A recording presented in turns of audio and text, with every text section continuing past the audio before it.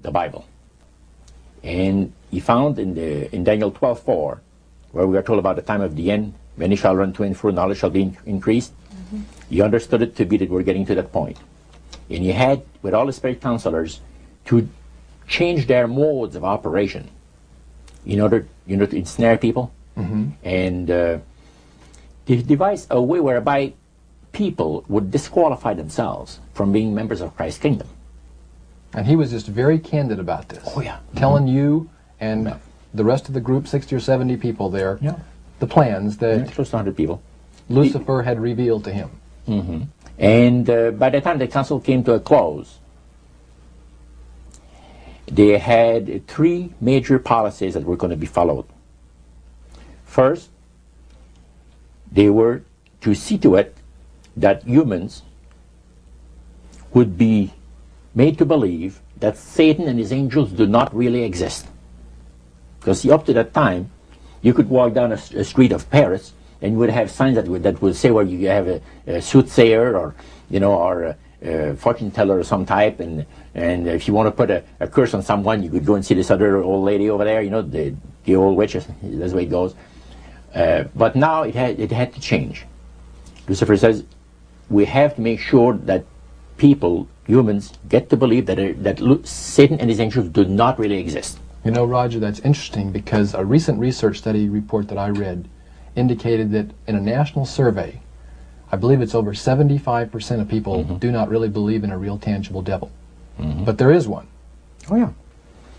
Now, the next thing, the three parts policy that they had adopted there, the second one was to find a way of being able to get total control of people's minds. And that would be done by taking hypnotism out of the realm of the occult and introduce it as a new science for the benefit of mankind. So part of what the high priest told you was Satan's strategy to take total control of people's minds.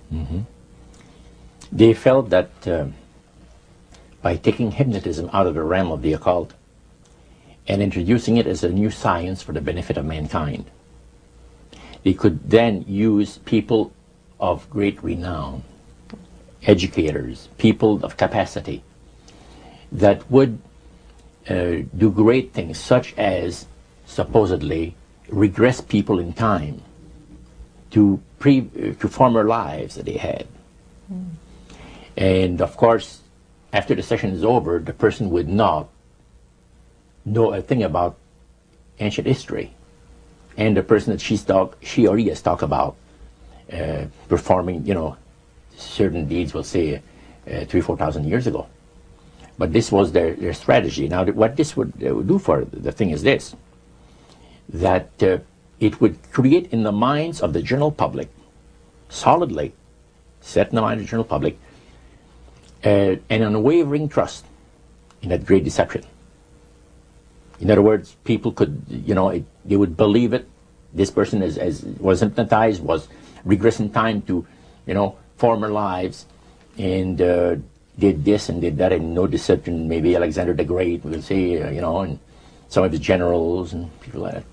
And the person, after the session is over, comes out of hypnotism, and he or she doesn't know what she's talking about. So now this would be a way of dechristianizing the Western world through the avenue of mysticism. Now the time came when Lucifer decided that he had to choose a person to initiate this thing.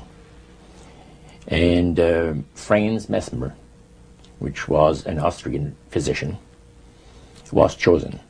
Because now, the priest told you all of this? Oh yeah, okay. Because he was most capable. Mesmer originated a theory called animal magnetism, later on named mesmerism. Mesmer was led by the spirits to believe, and this is what the priest said, was led by the spirits to believe that certain persons have a magnetic influence within themselves, so to speak, that would cause them to have great power over other persons, even to the point of placing them into a trance.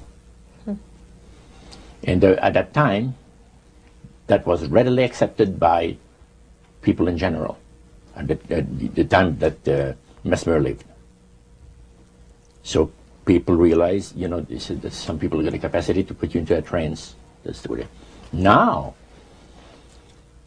by the time that he died, in 1815, a lot of the physicians in Europe were using hypnotism as a means of anesthesia.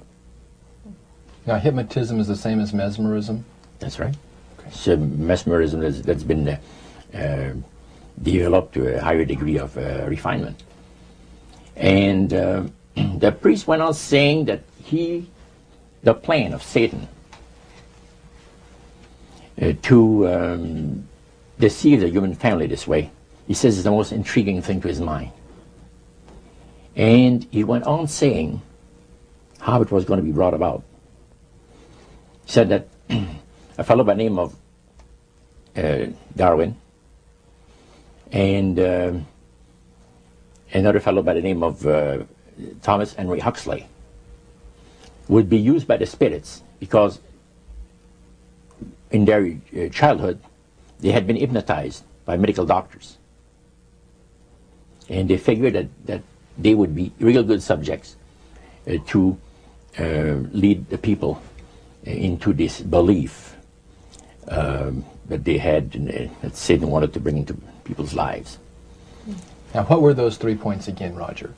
The 3 things were, number 1, that they did not want Satan did not want the human family to think that he or his angels existed. Right. The second point that you made had to do with taking control of people's minds. That's right. The third point was what?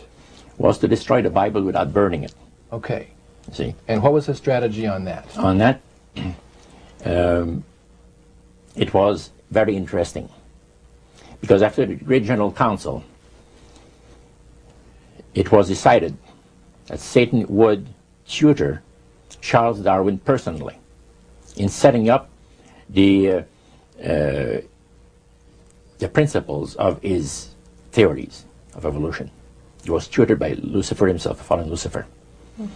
And at that time, it was understood, Satan and his spirit counselors understood, that if a person was led to believe in the theory of evolution, it would, in his life, destroy completely the creation week of the Bible, the fall of man, and the plan of redemption. It would do away with it. In one fell swoop. Yeah. Now, he made a unique statement. He said that according to the spirits, anyone that teaches a theory of evolution is considered to be a minister of a great religious system.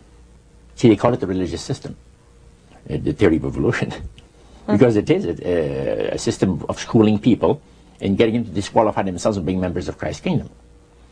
And he said that every teacher of that theory is recognized by the spirits as a person of great value and receives a very special unction from Satan himself, giving great power to induce spiritual blindness, to convince and convert. 3 capacities are given to those teachers of the theory. Then, that's not all. The priest says that Satan considers the teachers of the theory of evolution to be so valuable to him that in the sight of all the inhabitants of the galaxies, he assigns a retinue of bright, beautiful angels to follow that educator all the remainder of his life. And that in the sight of the inhabitants of the galaxies is the greatest honor that he can bestow upon his workers, upon mankind, and to, until the controversy is finished. That was quite enlightening.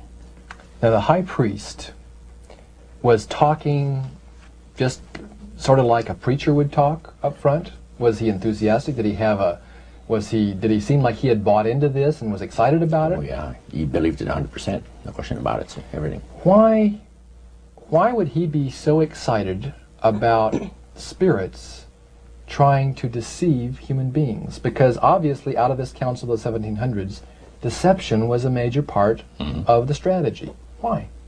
Well, he says it's deception. It's like politics. You believe in one candidate, the other person believes in the other candidate, And they're fighting to get